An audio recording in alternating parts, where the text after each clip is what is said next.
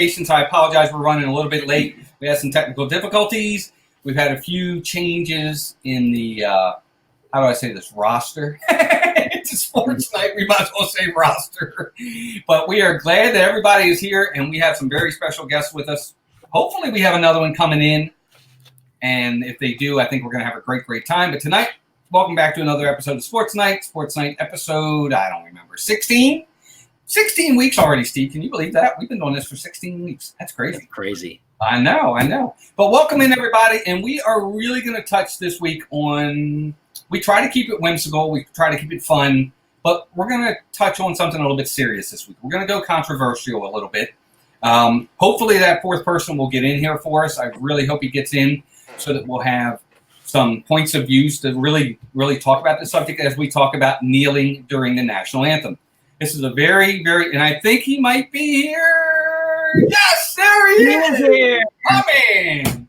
Welcome in. Thanks. Sorry for the delay, guys. No, not at all. And perfect timing because we're going to talk about everybody right now. Again, we're talking about kneeling during the national anthem. We're going to get into that subject tonight. And we'll very cordially, everyone, put that out there from the very beginning. We try to keep this, everyone's entitled to their opinions. Please keep it family friendly. Please keep it respectful. Please keep it cordial. Everyone is entitled to their opinions. They have their reasons for their opinions, whether it's in the chat or whether it's somebody on this panel. Please respect it, and please let them, say their piece. By all means, that's why we're here. It's all about educating each other and seeing other points of views as well. So, but let's talk a little bit real fast to the gentlemen that are here with us tonight. I'll start with the man on my bottom. There he is right there. And Miguel, welcome in, pal, from A Disney Life for Me. Thank you. Thanks for having me. I'm looking forward to the discussion. Absolutely. And at the very last minute, he jumped in because Jeff from Dole Whip Dad was originally going to be here. Jeff couldn't make it. Had another engagement that he was on to, and I totally get that. But Kelly from Myers and the Mouse, am I right? That is correct. All right. Kelly, welcome in, buddy. I appreciate it very much, and thanks for being here, and I hope you're ready for tonight. I am ready. Let's do this. Sounds like fun. Yeah, we're going to have a good time. And last but certainly not least, my partner channel, my partner in crime, he's been here for all 16 weeks. He disagrees with me on pretty much everything when it comes to this, when it comes to sports night. We agree on so much more than you give us credit for. I know, but everybody seems to like it when we don't. It's Steve from Steve's World. Steve, thanks for being here, pal. As always, buddy, thanks for having us. So my pleasure. And Steve, as usual, I'm going to ask you to please say hello to everyone in the chat because you're really good at that, buddy. Okay, so we have quite a few. So we have Zachary Pollock, Mike Wheeler, Noah the Disney World fan 16, Pam's fan, Mike Wheeler again. Russ Stapleton is here, which is he responsible for what you're wearing there, Walt? Russ? Yes, please, everybody. Russ Stapleton. Nice. Please check it out. He has been doing, hey, there's Steve in the back. Russ does some fantastic work on T-shirts and things of that nature. Check him out, everybody. He's unbelievable. So if you're looking for logo stuff for shirts and things, he is your guy. Thanks, Steve. And we have Alex Brunner and Pirate Princess Red Angela. How are you? Rachel Susog, thank you for being here. Zippity Doodad, Patrick, Donna Jaworski, Tammy Ibarra. Who else do we have here? Wishing Mouse, Zoe, Samantha Lowe, R. Johns is here. I said Noah, the Disney World fan 16. Thanks for being here again, buddy. Zachary Pollock and starting to get ready to jump. Two Real Geeks is here. Isaac Nail is here. Thank you guys for being here. Pam's fam, Meg with Mickey's Magic, Miguel Benitez Jr. is in the chat as well as on the screen. And it just jumped. So if I missed somebody, I apologize. Just repost, and we will get to you. Kay Atwood is here at Disney Life for Me, and I think I'm caught up. All right, perfect. Well, again, thank you everybody for being here. We're going to put this up on the screen right now. This is what we're talking about tonight: kneeling during the national anthem. Now, again, like we started with, everybody has their opinions on this subject, and I think that's the best part about it is everybody has a reason why they're passionate about this. It gets people talking. And what we lack sometimes, unfortunately, in the overall aspect of is we don't talk about it, we fight about it. And it should be less about the fighting and more about stopping, taking a step back, listening to each other, giving our own opinions as well, and moving forward from that. I think that's how we learn. We listen, but we don't want to listen all the time. We just want people to hear our points instead of listening to other people's points as well. So we're going to try to do that tonight as best we can, but we're going to have a good time with it as well. And depending upon how quickly we go, if we have time, we'll do a little bit of Disney talk because there has been some stuff that's come out as well. So we'll check into that as well. But how we're going to go about this is kind of, it's usually yes or no, or you're for or against it. It's very seldom do you have those that are middle of the road. But we're going to do our best to kind of give both sides. And everybody in the chat, you're more than welcome to bring your opinions into it as well. Just keep it respectful. And we'll start with Kelly. We're going to start with you, just really quickly, without getting into it majorly. And we're going to get there, but kind of when you first experienced this kneeling, and that's kind of what we'll do. We'll go over how you first experienced it and what was your first reaction, because a lot of times first reactions aren't it can be a gut reaction, but that doesn't mean it stays that way. So we'll start with you. My first reaction was obviously seeing it with the NFL. Okay. I don't remember the game I was watching, but I saw them kneeling, and I'm like, there was like two people kneeling. I'm like, what are they doing? And then the controversy started coming out about it, and I thought it was disrespectful and not the proper time and proper place. Okay, that was my initial reaction. Okay. We'll go Miguel next. Miguel, what about you, buddy? What about first reactions and when you first kind of saw it? Yeah. So first reaction, the first person I saw do it was Colin Kaepernick. And my initial kind of gut reaction was, this is disrespectful. This is wrong. I would say that over time, I think that there's a lot of aspects to this that we haven't looked at or considered enough. And so I do think that there's more of a conversation to be had than what I initially thought.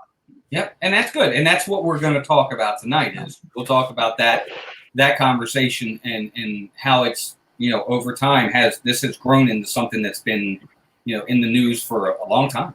Steve, what about you, pal? When was first time and your initial reaction? Well, it's obviously him, and my initial reaction really hasn't changed much. I think it's a complete lack of respect for the people who've served this country and those who gave their lives to give us the freedoms for people to play games and get paid by it. And I understand the cause and the purpose and the mission. I think it's immature to do it the way it's being done, and I think it's completely disrespectful to our country. Okay, all right. So for me, same thing. The initial for me when I saw it was, Kaepernick, and it was blasted on the TVs. There was nowhere you couldn't find it. It's everywhere, and obviously the same reaction, gut reaction at first is wow, why is he doing this?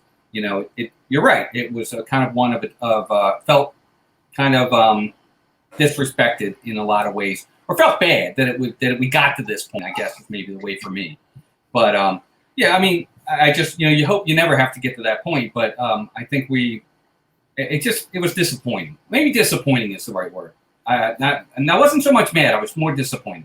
So that's for me kind of where I went. But let's start with initial reactions. Like Miguel said, when you take a step back and you analyze it, you think about, there's always people have agendas, causes, whatever you want to say, and when you want to promote or enhance and move forward with that cause or agenda, you need a platform, and platforms are how you do it. You find that platform to promote your cause, and I guess I want to get into that is moving forward. I want to know how I'm trying to figure out how we're going to do this, because I want to make sure we do it correctly and we get everybody's points of view. There's the cause, and then there's the platform of how the cause was promoted. That's probably where the big crux of this is. It's not necessarily, I think, anybody's, and please tell me if I'm wrong, that you're upset so much with the cause. And if you do, if there's gray area there too, we can talk about it. Or is it the platform that was used? I guess we'll start with Kelly. We'll go with you again. That's kind of where I'm at. I understand there's an issue. I don't like the platform that was used. When you have someone with stature like that, there's a lot of different platforms they can use. They can use their being famous to set their own platform at that point. Okay. And to use the national anthem as a platform, to me, was not, it just wasn't appropriate. There's better ways to handle it. I think it got more negative publicity than it did good publicity towards the cause. And again, not the right time, not the right place. I know there's an issue. I agree with that. Just not the national anthem. Okay. Miguel? Yeah. So I feel the need to qualify so many things. But first of all, I want to thank Walt for being willing. The first time this was mentioned, I sent it to Walt and Steve as a joke because I thought there was no way they were going to touch it on this channel. So just because it is so controversial. So I thank you, Walt and Steve, for being willing to have difficult conversations. I think that where, as an audience, we need to do better is in weighing the importance of the cause versus the method. And I actually have a piece of a historical American writing that I'll read in a little bit here for us. But I think that, and I want to be careful with my analogies. I don't want to sound paternalistic, right? But let's say there's a family member of yours that you have hurt, right? That you've deeply hurt. And their reaction to the way that you've hurt them is inappropriate, right? It doesn't mean we don't get the opportunity to address the inappropriate way in which they reacted, but it certainly does not give us the right to then ignore why they were hurt in the first place. And I don't think enough people are asking, okay, I really don't like this action. What has caused them to do this action that I find so offensive? That question's not being asked enough. Gotcha. Okay. Understood. That's a great point. Understood. Steve, what about you, bud?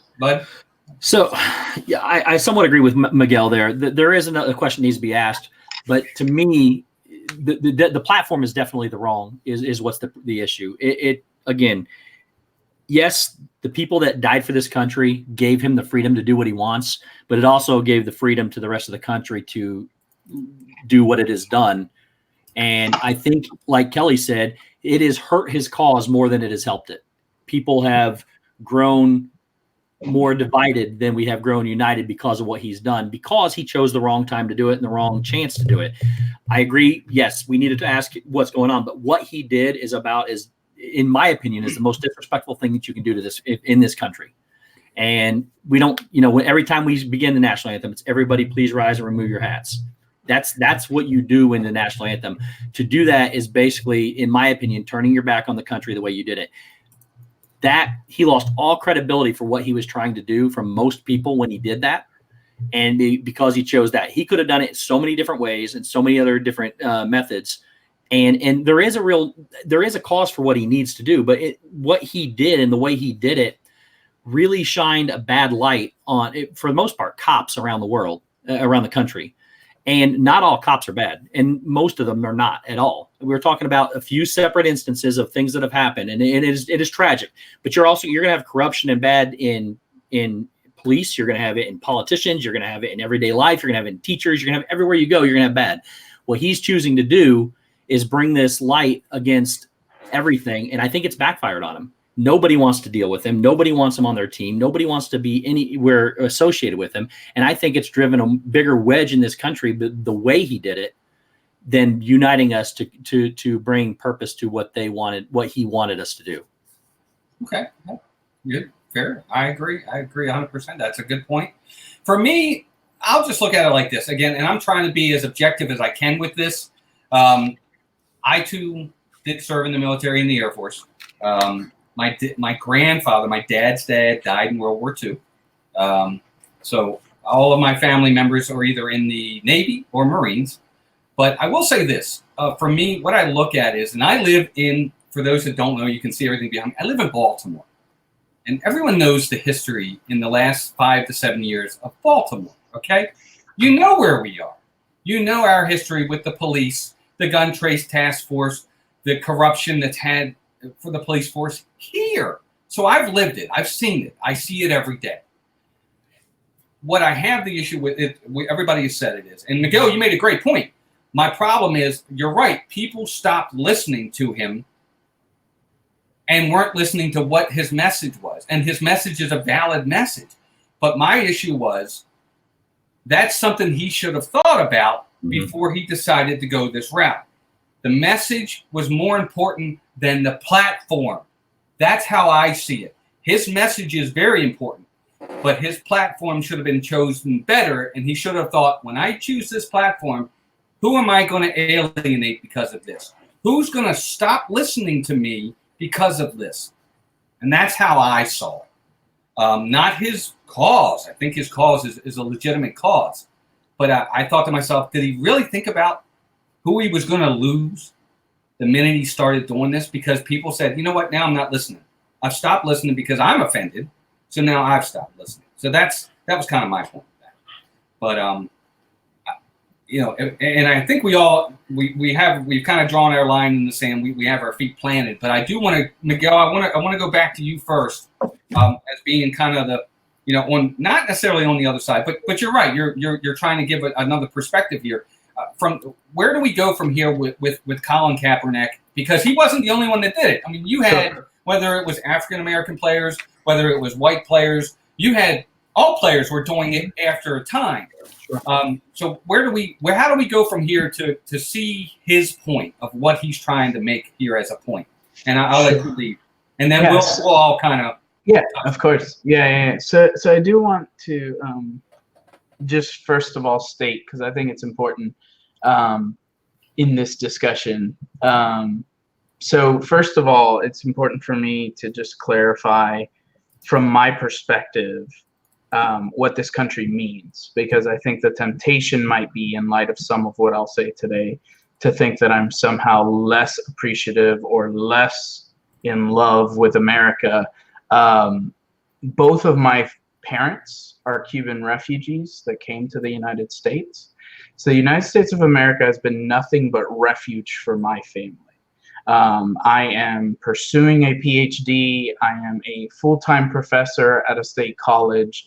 All of those things are only possible because of this country. So I have zero animosity towards this country as far as my story goes. I have nothing but reason to be thankful. It was a refuge from a communist country in which rights were completely stripped away. We worry about rights being stripped away today. The country my parents fled, there's no comparison, right? And so I just want to preface everything I'm going to say by that, right?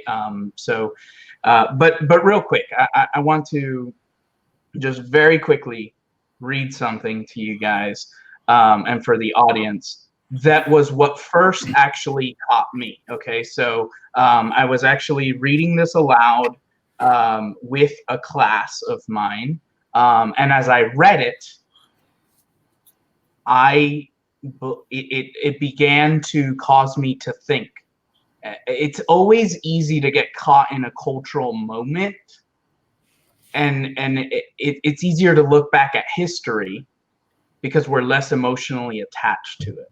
Okay, so quick read, and I'll just say this. There's no bad words in it or anything, but the language that's used is just, I'm reading it verbatim. So I'm not saying, you know, whether or not it should be this way. So it comes from Martin Luther King Jr.'s letter from a Birmingham jail. And he says this, and I'll read it real quick. I must make two honest confessions to you, my Christian and Jewish brothers. First, I must confess that over the last few years, I have been gravely disappointed with the white moderate.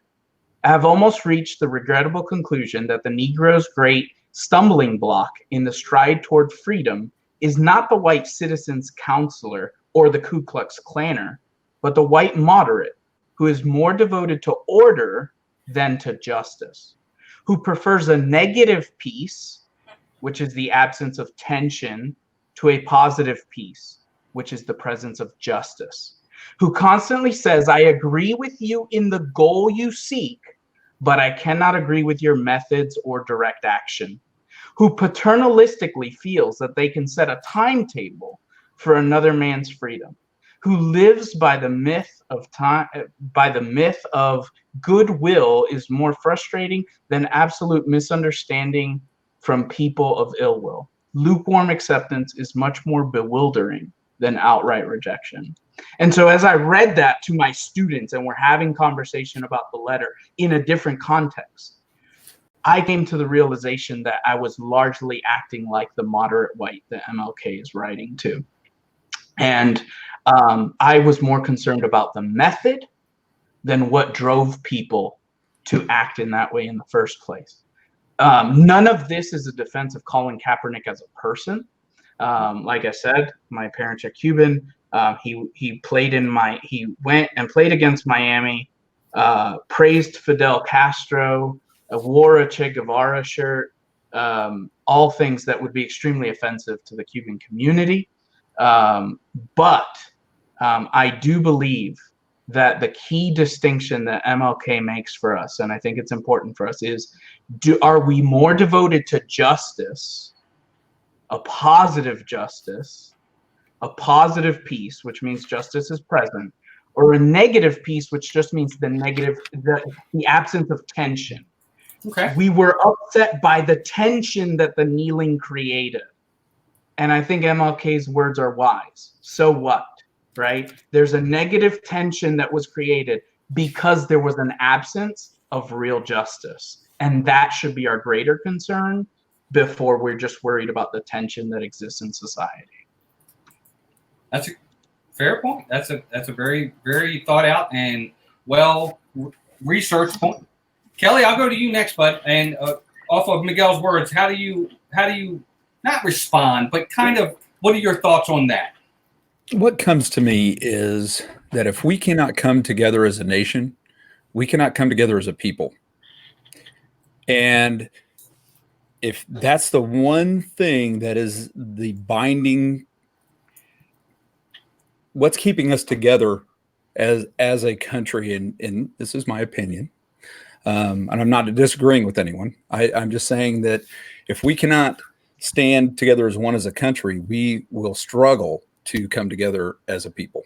And that's all there is to it. We've got to have some common ground that we can all see each other as a person and not color or race or any of those things.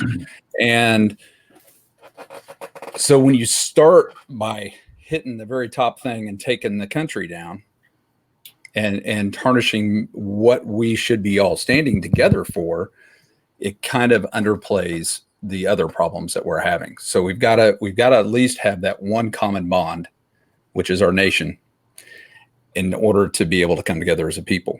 And I will tell you, I am retired military. I'm also retired from the fire service. But especially with the military, I will tell you one of the hardest things to being in the military is to see someone burn the flag and understand that that is what we fought for. That is what our brothers died for, was to allow that person to have that right to have that feeling. It doesn't mean it doesn't hurt me as deeply, but it does. But it is a very conflicting thing inside of a person that has served. Okay, that's a great point. Okay, Steve, we'll go to you next, bud. Kind of want to touch on that for a minute? Yeah, Miguel is extremely wise. Everybody knows that, and he's got great points. And again, to Kelly's point there too, you can look at that from two different ways. And Miguel did a piece a couple of years ago, I think, on his channel that dealt with this, and it was incredible. He does a great job with everything. That's why he's got a philosophical mind. He does a fantastic job. This, to me, there is something that needs to be done because the way, from what I understand too, most of it's because of the way what happened. People are not getting disciplined properly. That's the justice that we're looking for. Again, I don't know how many cases he brought up with what he's doing. Not one is more minuscule than the other. They're all of great importance, but he chose his method, and to me, this method specifically, the disrespect that he gave this method, he loses all credibility for what he's trying to do. There are certain things about methods, if there's different things that you can do, like Miguel said with Martin Luther King's words, it doesn't, these people that like Kelly said, he's retired military, people that died for this country, give him the right to do that. But it also gives us the right to hate him for what he did. And, he loses all credibility in my mind for what he does, the way he does it. He loses, and somebody put in there, I think it was Rock and Robin put in there, a house divided will not stand. He divided it worse than it was before. If he would have chosen a different way, and I know we're talking about methods shouldn't be the answer, it should be justice. That's right. But now, in my opinion, what he did is going to cause for lack of justice because nobody's going to pay attention to it because of the method that he chose. And I think what he's done is actually hurt that cause and hurt the ability to get justice for what his cause is, as opposed to doing it the right way and actually being a voice for the good part of it. And instead, now he's divided the country, he's divided your opinion on this, and I don't believe we're going to get anywhere because of the way he did it. So in this instance, I think the method is just as important as the justice. And Steve, I'll touch on this. I think what Miguel, what you said and what you read and what Martin Luther King Jr. is talking about, I think is correct. I understand that. No, the method is not as important as the cause. I agree. But there's an old saying, and maybe I'm using the wrong analogy here, and please correct me if I am. The end doesn't justify the means. So how we get there does mean something. Yep. It does. It does mean something on how we get to where he wants to get. And if we're going to lose our dignity and our respect for who we are as a country to get to where he wants to be, I think we lose something in the end as well. So I understand the point. Again, I understand the point. But the ends don't always justify the means, in my opinion. And I know that contradictory to what Martin Luther King Jr. said, because he's talking the method shouldn't matter. It doesn't matter as much, but the method is part of the journey to get us where we need to be. So that's kind of how I see it. But I guess, do we want to touch on, and we can, the actual cause of what he's trying to talk about? Because ultimately, it is something that is national. It's not involved. Yeah. So before we do, if we decide to go in that direction, just a quick point here. And just for like I said, I appreciate you guys all being respectful, but and Kelly, you may not know this as much as the other guys. I can take punches, so if you feel free to disagree, explicitly. I actually, honestly, I don't disagree. I think what you brought up was a very great point. So. No, that's fine. But this is what I will say that I think is important to this discussion, because we are talking about an action, and so the question is, how disrespectful is the action, right? So it's kind of setting aside for a moment, because I think MLK's right. Like I said, I was convicted as I read it of being a white moderate. I cared more about, look, I want less tension in society than the injustice that it was actually taking place. So I'm not saying anybody else is guilty of that. I know I was, right? And so here's my thing.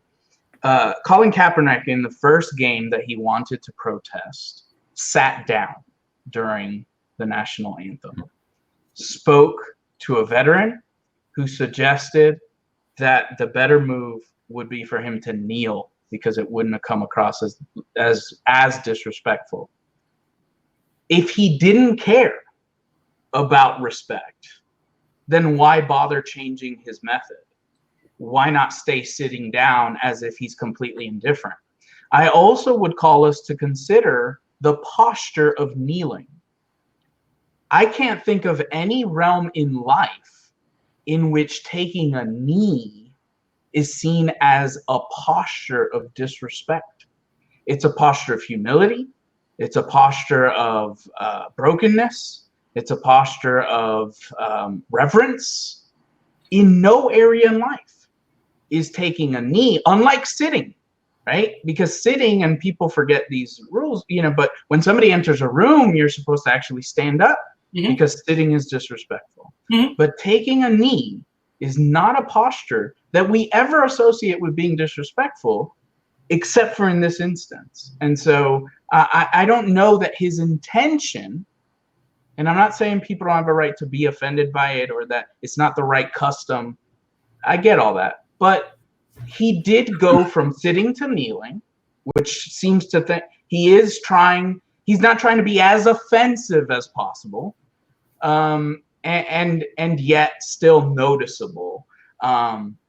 So anyway, I think that's at least something worth considering. Sure, Steve. Yeah. So I agree with him, but so I think most of it comes down to Colin wanted to do something to bring awareness to it, but his immaturity led him to the wrong path. I think that's what it brings down to. He did sit, which is absolutely disrespectful too. I understand that he wanted to see what was less offensive, but it's still offensive. He knew it was going to be offensive, even kneeling. And although kneeling is not necessarily across the history of this country as a sign of disrespect, when we say the national anthem, when you pay homage to those who gave their lives, you say, please rise and remove your hats. It is not anything else but please rise. And I've seen people, and veterans especially, try to get out of their wheelchairs to stand for the national anthem. To me, he knows he's being disrespectful. He's trying to find the least method that will give him the least amount of repercussions. And he's not going to get it because there's only one thing that you do during the national anthem. And so again, to me, it's his immaturity that's led him down the wrong path. I think he did have a great message. He was trying to find justice for those who were wronged, but it's not been done in the right way. And like Walt said, his means to get to his end have driven him farther away from the cause that he should have brought people together on. Kelly, I'd also just, even when another national anthem is played, we stand in respect. We may not salute, we may not sing their national anthem, but out of respect, we will stand for their national anthem. It's just respectful. Man, I absolutely understand his cause. I understand that if he had chosen a different means, it would have been something that would have been violent. We can't excuse that. So to say that, the means and all that, there's just a level that you got to say that we understand what you're trying to say, but man, you went about it a wrong way, and we could have probably got behind you if you would have done it this way. Absolutely seeing what Miguel's saying. Yeah, there's been a lot lost in what is going on, and that's sad because we're not saying what he's trying to say is not something we need to start paying better attention to. But man, it was a huge misdirection. And if you take any other person too, instead of Colin Kaepernick, I would almost guarantee they do it a different way. I mean, I think it was just his knee-jerk reaction to want to do something, and his immaturity played a factor in it. And if you took an actor or somebody with high prominence, it would have been done a totally different way, and I think it would have had a much, much bigger impact. But I don't know. I understand that there needs to be justice done. He went about it the wrong way, and he drove a wedge between his cause and what should have been done. So I'll say this though, and I think this is my point. And to Kelly's point, real quick, yeah, I agree. And if one were to read MLK's entire letter from a Birmingham jail, he actually specifically speaks against any kind of violence, right? Mm-hmm. So we're at least glad it was a non-violent protest, right? But I think this is a question we should reflect on. Would we 2.5, almost 3 years later, be having this discussion at all if Kaepernick had just put black tape on his wrist or some kind of non-offensive move? And the answer is no. No, So we wouldn't be talking about the injustice that he's pointing to, and yet we are, because what he did was bothersome, because it did shake people up. Well, let me say this: we're talking about it, but we're not handling the issue. But it did come up. It did come up. Steve brought it up. We all know what it's about. No, but I mean the cause. We're talking about the kneeling. Yes, 3 years later. But what have we done about the cause? Sure. What have we done to help the cause? But the cause is still being talked about, right? Yes, and it's not an easy cause to fix because it is illegal, right, to wrongfully kill someone, right? It's already illegal. So the cause is difficult because it's something that is kind of where we have to be careful in why people get passes, right? Why is the police officer that killed Eric Garner, and I'm just using that one because it's not as controversial. If you watch the video, he flat out killed the man. Yeah. Right? Why is he not in jail? Why has he not been found guilty yet? Okay. And I'm not one who believes that the statistics are going to stack up where, the majority or anything close to a majority of police officers are corrupt or bad or racist or anything. I don't believe any of that. And in fact, I think some of the controversial shootings, the police officer did what they had to do given the situation. So I'm not even one who's going to say, but I think if we pick a couple of these out here, I mean, they're blatant. And why is it that it seems a lot of times justice isn't brought? And I think that is an issue. So it is not as easy as just passing a law because it's already illegal. The question is, why are people being able to break this law and get away with it? And so that's I'll touch quickly on that. That to me really comes to, and I get that's his point, is it's the system. We see that here on where I live, but we see that on the other end where you will bring people in who's had second and third and fourth offenses, and they will go in front of the judge, and the judge will say, PBJ, bye, and send them back out onto the street. And you're like, what are you doing? This guy's got 3 handgun violations, and here he is again, and this is what we're doing. So I get it. It runs both ways. You're right. There are cases where that happens. That's just, again, seeing it here, I see so much in Baltimore. Sure. It's not even funny. Yep. I think that it may have been more impactful, for example, if he would have gone out right before the game was supposed to start, kneeled in the center of the field, and caused a delay of game. Yes, absolutely. Then he wouldn't have disrespected the national anthem. But if he would have done that every time he went out and played, a lot of them would have been fine with that. Because I honestly think, go ahead, statement. People would have paid attention to that. That would have caught everybody's attention. What is this guy doing? And he could have raised his awareness by saying, and this is what I'm doing. I'm taking a knee, and this is why I'm doing it. And everybody would have probably spent more time talking about the cause he was trying to support. Boy, you start talking about the flag or the national anthem and veterans and people who serve and that do good things. I think that's where he could have done a better job, I think. And Dougie let me just say this in the chat. Dougie says a good point, and it's true. Major change is always huge, disruptive, and often violent. Mm-hmm. That's true. I mean, a lot of times, unfortunately, it gets to that point. So, and that speaks back to Miguel's point of what Martin Luther King said. Donna put a great point in there, which I was getting ready to say. Go ahead. Miguel said we're still talking about this, but Donna put in there, I think that it didn't help his cause any because his actions are in the forefront and not the reason behind his actions. Your actions can derail your purpose. Whether we try to look past the method or not, they can derail it. But she put in, the talk since his incident is nearly all about kneeling, not about his cause. And I completely agree with that. I know we said we're still talking about this. I don't think we are. We're not talking about justice for what happened. We're talking about him kneeling. And it's sad to say, I bet half the people that know this situation don't even know why we're talking about it. They probably don't even have a clue what his message is. all they see is because of what he did. So there are consequences for your actions, whether it be in good intentions or not. I would say that you'd be hard pressed to find a discussion about this issue that doesn't at least mention the cause. I don't think you can find it. And so is it the main focus? Is it, no, but the reality is that 4 guys who love Disney World are having this conversation, and it's at least at some level been brought up. The police issue and police brutality and the racial tensions that still go on in this country, it's been brought up by 4 guys who love Disney. Yeah. I don't think it would have been brought up if it wasn't as provocative of a way. Now, Kelly makes a great point, and I'm not suggesting there weren't better ways of doing it, but I will push back in this sense.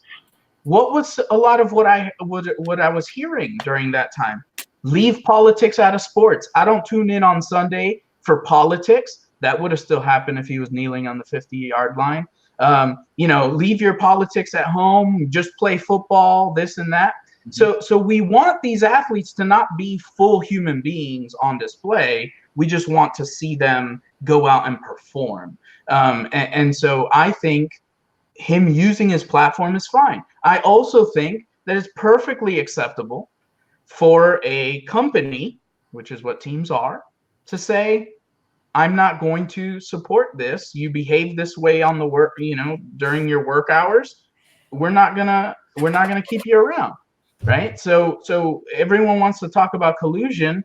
I don't care that the NFL decided they don't want Colin Kaepernick. That's fine. All the other players that kneeled still have jobs. Right. Kaepernick lost his job because he was mediocre and too much of a headache for what he brought to the table. So I get all that, and I don't disagree with any of that. But I do think we are talking about it more than what's been acknowledged here tonight, in the sense that we wouldn't be talking about this at all if it wasn't that it was so provocative the way he went about it. Oh, it was provocative. It was. And to be honest, I mean, all the conversations which I deal with this a lot. I talk to people about this a lot. Most people don't know why he's doing it. All the talk for me and what I deal with is about him kneeling. And I think if he would have been protesting the fact that people kill butterflies and he went and kneeled during the national anthem, we would still be having this conversation because of what he did, not because of what he stood for. That's just my opinion. Right. Yeah. The guy, you're right. I mean, if this was Tom Brady who had decided to kneel for this, would he have been out of football? Not at all. He would have been out of football, but that's not the purpose of this. Because Colin was not a good football player. But he was just he was just making a point that the reason why he was out of football is because he was mediocre and he caused waves. Right. If it wasn't a mediocre player, we'd still be having the conversation. Right. We would still be having the conversation. Yep. It's just 100%. For. But again, I think that goes. I think that goes to somebody that's popular and mature, understands what he can and can't do, versus somebody that's immature and looking possibly to put himself into the limelight because he had a contract that last year. He thought this was going to do leaps and bounds for his career, and he left that contract and then found out nobody wanted him. Right. So I think it's an issue with maturity and the fact that people in the bigger spotlight know what they can and can't do. I would say one other thing. Yeah. When you're going to make a statement, make sure you know your audience. Yeah. And understand what the consequences could bring. Yeah, that's what Donna says in the chat. Donna said that in the chat too. Did she? And that's the point I was making earlier when I said, when he was thinking about this, did he think about what possible repercussions could happen by using this avenue, this platform? Because there were other platforms I think he could have used outside of football that I think people would have listened. I do. I think they would have listened, and he might have become, more. But that's just, maybe he was willing to take the consequences. Maybe Muhammad Ali did. Yeah. I don't think he understood what his consequences are going to be. You don't think so? No. Does anybody think that he had people in his ear? Maybe. Well, I think we have to remember he was on the bench when he started this. Yes. He actually had lost his starting job. Right. So I don't know that he even thought he had a lot to lose. there's no doubt, and this is why we, in part, don't want to make this entirely about Colin Kaepernick. He wasn't the only one that kneeled. He started the phenomenon, but he wasn't the only one. As a Miami Dolphins fan, we had numerous players kneeling. Kenny Stills, up until I think even just last year, kneeled. Colin Kaepernick. I'll do you one better. Yeah. The entire Baltimore Ravens team kneeled overseas for their own national anthem, but stood for the other country's national anthem. Yeah. So those are so it's beyond Colin, but Colin Kaepernick was immature, has other issues. If you read about him, I mean, the guy's not, well thought. I thought Kelly's suggestion was a really good one. I don't think Kaepernick could have come up with that. That's the thing. But understanding too that oftentimes the vehicle for protest is disconnected from the cause, and that's just the way it always works.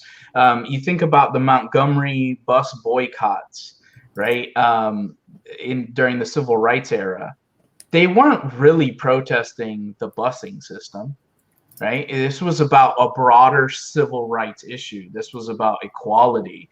So to think, man, they hate buses, is to misunderstand what they were trying to communicate. They don't hate buses. They hate the inequality that exists. And so again, I'm okay with Kaepernick taking a stand at his place of employment. I'm okay with his employer doing whatever he then decides to do in light of that. But I'm okay with him using his platform. Just to give kind of a contrasting figure, right, that I think met a similar fate, right? I was actually a fan of Tim Tebow. He played college football here at University of Florida. I got to see him play in high school. I was coaching at the time that he was in college, and so I actually went up, met the coaches. We did a coaching, the whole thing. The guy seemed super stand-up guy. Why did he fizzle out so quick? He wasn't very good, and yet everywhere he went, the fans wanted him to start because he was so popular. He wasn't worth the headache. And so he lost. Could he have easily been a backup quarterback or a third string? Of course he could have, because he was an athlete, but they didn't want the headache. So if you're too much of a headache and your talent doesn't warrant it in the NFL, you lose your job. So that, again, I'm not okay with the people that are kind of protesting Kaepernick being blackballed. For me, it's more even beyond Kaepernick. Many other players protested, and they were trying to point to an injustice. I think Kelly gave us a great suggestion. It's not the one they came up with. But again, I think we oftentimes are too quick to jump to the offense of the kneeling. So I think the question I have is, all these people stood behind him and they all took a knee. They're not doing that anymore. No. Why? Yeah, I mean, if the cause is that important, you would, you keep fight through. I mean, and the problem, I think it's the owners. Is important. I think it's the NFL owners. The cause is important. Well, I don't know. I'll say this, to Miguel. The owners can't, if they were unified enough, and I've never thought that the NFL Players Association was that unified anyway. They're not. They're not. Right. But if they were unified enough, they could and say, guess what? This is what we're going to do. Okay, fire all of us. Now what are you going to do? Here's 81 again when you brought in the scabs, as they call them. Okay, do you want that again? So, I mean, if they were unified enough for the cause, and the cause meant that to them, that's my problem here, is they say the cause is important to them, and yet they're not doing – what are they doing? But I think that's Kelly's point, though, is if it was that big of an important thing and this was the way to do it, they would still be doing it, and they wouldn't care because they wouldn't be able to get rid of them. Yeah, this is not the way to do it. Yeah, I'm reiterating. It's not that's why they backed off, because they had. And I don't think anybody would say it's the way to do it. Mm-hmm. This was just a way to do it. And there hadn't been much done to this point.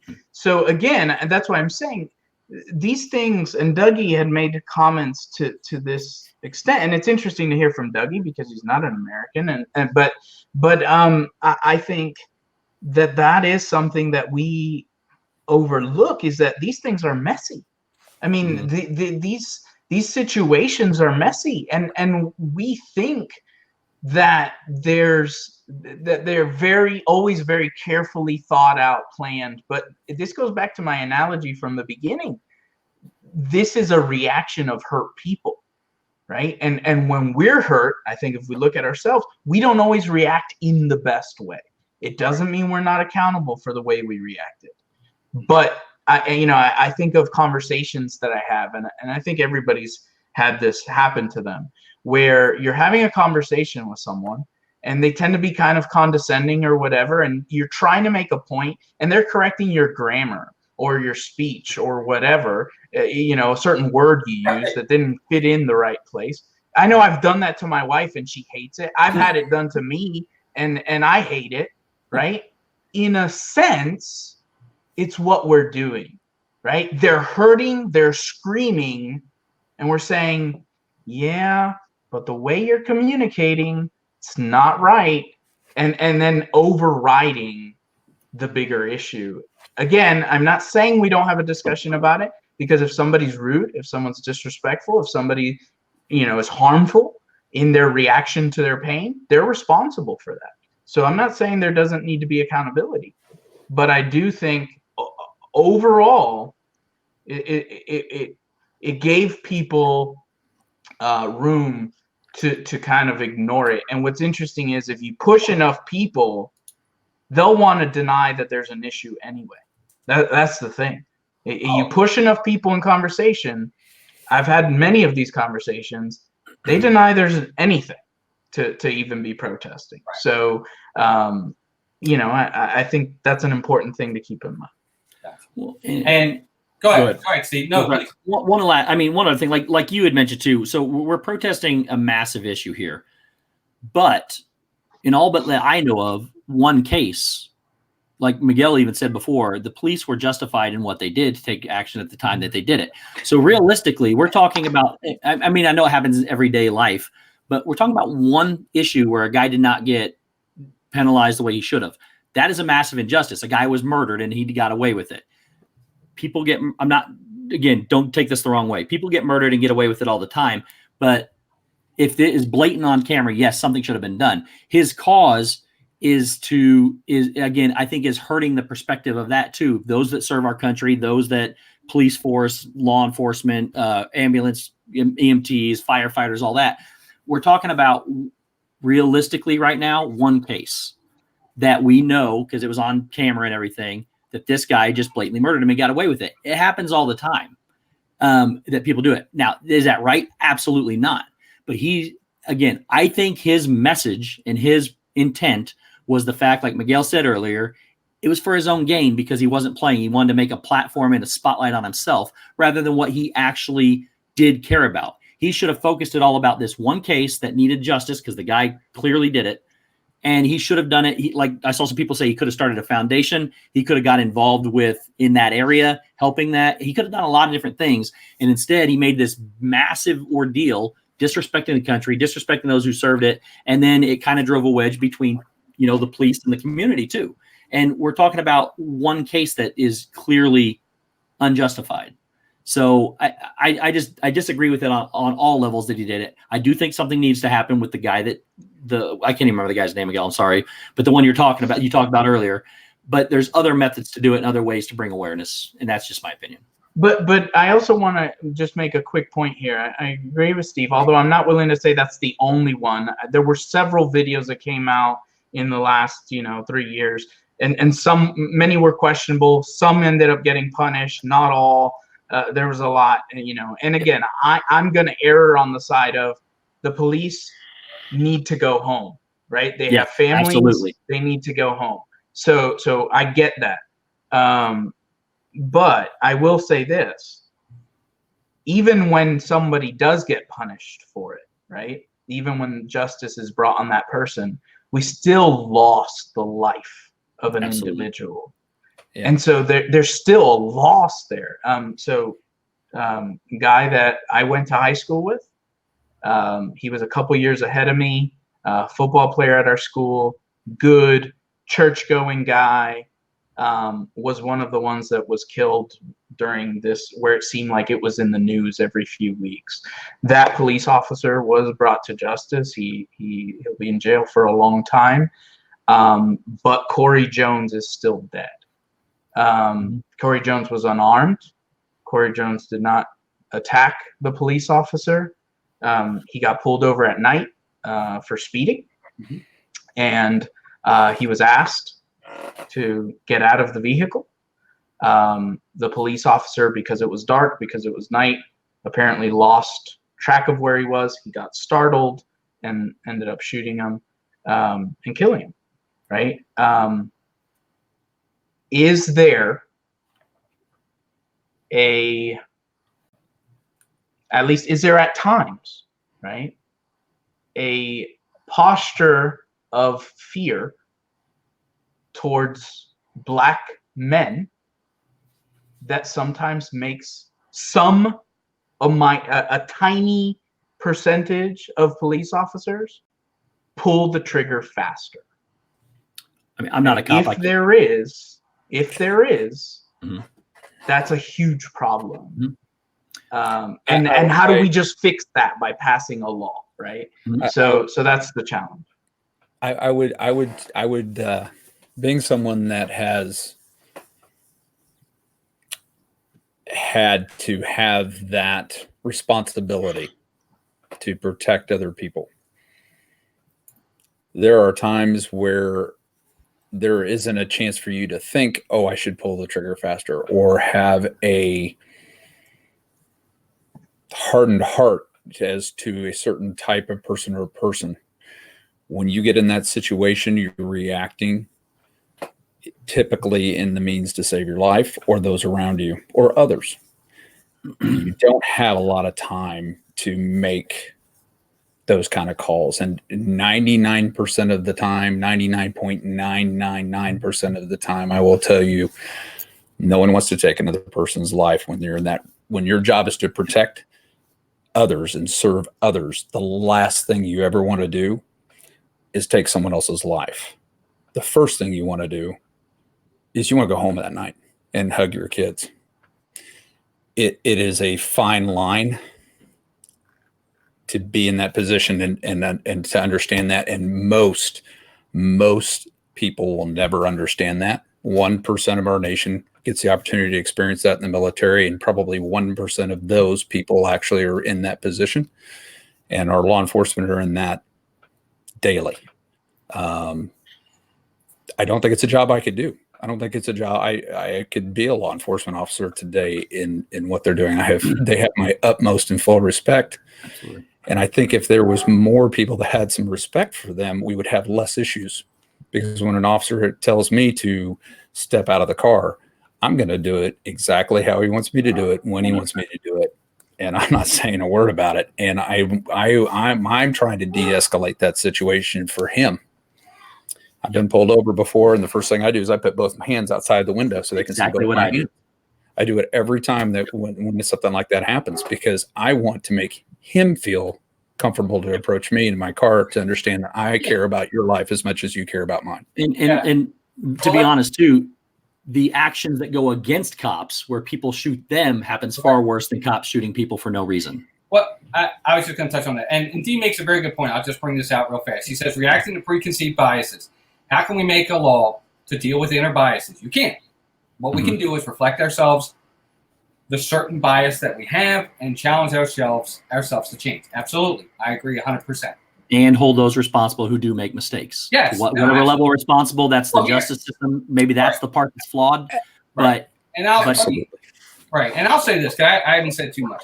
Again, I live in Baltimore, and in the last 30 days, talking about shootings and things of this nature, in the last 30 days, and you can look it up, and you're more than welcome to send me a message if you'd like. We've had 2 police officers shot on their way in their house, and another one assaulted at 8 a.m. in the morning, beaten and kicked in the head as he was heading into work. As a police officer, a 14 and a 15-year-old came up from behind and knocked him to the ground and punched him and kicked him in the head several times as he's going into the police station. The issue that we have here is it's both ends. we have so much tension at this point from both things where we've seen both sides. It's an incredible area where we are now, and it's kind of scary. Everybody's scared of each other. Yep, 100%. Yeah, that's how I see it. Is we're all afraid that the next, the guy in the car is thinking this cop's trigger happy and he's going to shoot me, and the cop's thinking this kid's going to pull a gun on me. That's where we've gotten. That's how I feel anyway. I mean, I think we're all scared now of everything, and it's kind of too bad where we are. I mean, this country has come a long way from where we've been. We're not anywhere near perfect. We got a long way to go. Yep. But we have to keep making progress. That's how I see it. It might be a slow progress, and I hate that it is. But as long as we can see that we're making progress and still having these conversations, that's what matters. Yep, 100%. Yep. So anybody want to have any final thoughts? Miguel, or you want to start? Any final thoughts on anything? I know we're running. Yeah, no, I think these conversations are helpful. I certainly appreciate you guys. I thought you guys shared a lot of wisdom here. And I think just understanding, right, as you guys were saying, like as we have these conversations, it's an interesting conversation, but knowing that we do participate as part of this society in this, and this idea that we're all afraid of each other, right? Teaching our kids to be respectful of authority, of police officers, understanding that they have a job to do, right? And so making sure that we're kind of teaching those things and communicating those things that are important, being respectful of police officers, but also just, speaking out when injustices are being had as well. Gotcha. Kelly, any last words? I think he brings up a great point. We got to do a better job speaking out when there's injustices, and we all do. Not ignoring it, not bypassing it. And the other comments that I'm saying, unconscious bias is an ugly thing, and we don't realize it. We just don't realize that we do unconscious bias, and it is something that is greatly affecting our society and our people. And when we can all, I teach a class that one of the things I talk about is when you're in a foxhole and someone's out there trying to get you, you don't look to the right and left and say, what color is your skin or what social economic background did you come from? As long as we're all pointing our rifles in the same direction, that's all that matters to me, and that's how we as a society need to start getting together and start getting our heads screwed on straight, taking care of each other. And that's how we're going to be successful. And then we can get on with this stuff and get over it and just move on and understand that a person is a person is a person. I agree. Steve? Yeah, so I agree with, first off, thank you guys for coming on. Miguel, I love you to death, and you bring a great perspective of everything that we do. But again, I think what he's done here in this instance, I think his actions speak louder than his words. I think his method is driven a wedge between them. I think this, again, I'm sure that it happens, but we are realistically talking about one instance that I know of that is actually what we're talking about. And then it's actually trying to drive a wedge between law enforcement and the people. And I think that's bad. I think what we need to do is focus on the justice system of why this one guy, and maybe a couple others weren't punished. And I think he needs to use his platform to do it in a better way. And I, as much as I respect everybody's opinion and everything, I think it's a blatant disrespect to our military, our law enforcement, our firefighters, and everybody that serves our country. And I can't go any other way with that. No, thank you. I'm sorry, Steve. I had to let talk. I agree 100%. I mean, I totally respect everybody's opinions on all this. Thank you, Steve, for that. For me, final thoughts, I'll just say this. We're all comfortable in our own small worlds. We don't want anything to disrupt what we do. We have, we're all creatures of habit. We all do certain things. We like our lives to be neat and tidy, and we don't want anything to disrupt it. And we're like, well, if it doesn't bother me, it doesn't bother me. But there has to be a conversation. You're right. Sometimes we need that disruption, but again, kind of playing both sides, I guess, here. I understand that part of disruption is sometimes the platform. I agree with Steve. I thought it was respectful. I was disappointed by it, and I stopped listening to him. Exactly. I'll listen to other people. I want to listen, and you're right, Miguel. The action is what needs to now become the forefront, not the platform. What do we do to make us better? And I think that's, I think we're a long way to go. I wish I could say otherwise, but I don't know. We'll see what happens. But thank you to everybody. First and foremost, everybody on this panel, Kelly, Miguel, Steve. Thank you guys for having the courage to come on here and talk about this.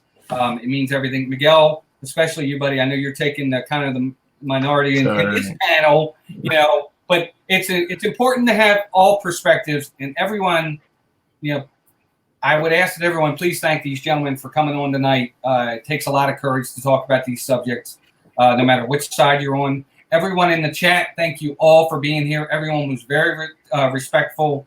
Everyone was very cordial. Everybody had a lot of great points in the chat too. Lots of really good points. But I just would I would challenge everybody to find. Here's my challenge to everyone on this panel and in this chat. Find a way to make things better in any way that you can. Find awareness in these types of situations, because you're right. A lot of times we don't take the extra step. I think we all should find a way to make life better for someone else in any way we can. So other than that, guys, I appreciate everybody being here tonight. This has been fun. It's been a great time. Be sure to check out all these channels. Real fast, Miguel, what's coming up on the Disney Life for me? I do want to really shout out these channels real fast. Yeah, so Disney Life for me tomorrow night, 8 p.m. Eastern Standard Time. We have our trivia. And keep in mind this month, it's the top 3 scores cumulative. So we're not taking a winner from each week, but it's actually the cumulative score. So so even if you come out each week, even if you don't win, if you've come out all 3 weeks, your score may add up to be enough to get you onto Jeopardy. So a little different this month. And then Tuesday, Dee is back at the movie comparisons.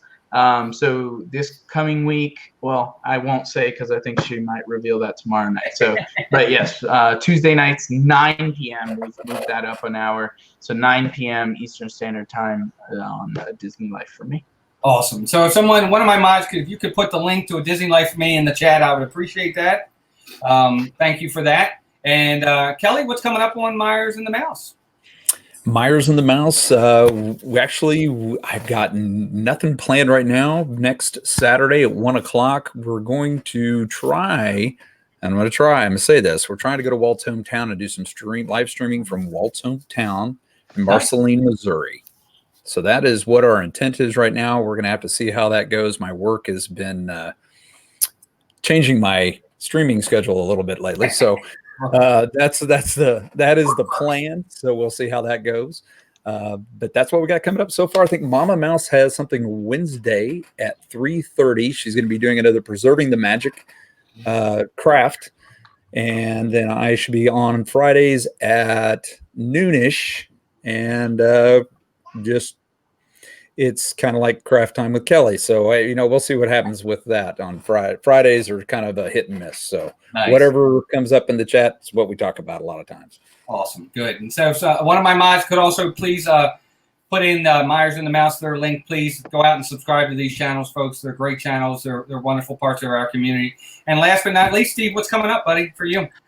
First of all, I just want to thank all you guys. I think we do a great job together of providing all sides of things in a respectful and cordial manner. And this is something that can get very, very heated. And I'm glad that we can all be civil about the way we do things and respect each other's opinions and words. So Monday night, I have Getting to Know You right now with Brandy and Dave will be on there. And then Wednesday on This and That will also be on my channel. And we will be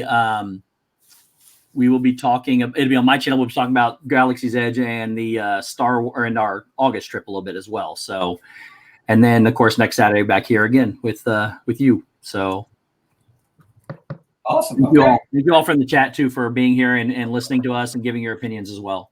Yes, absolutely. Steve, Donna, thank you for putting Steve's link in the chat. And then lastly for us, Tuesdays and Thursdays, and of course Saturdays here with our live streams. We got a lot coming up. Melissa's got another To Eat or Not to Eat coming up. I've got another Disney ride-along video coming out that we've been doing on our series. They're a lot of fun.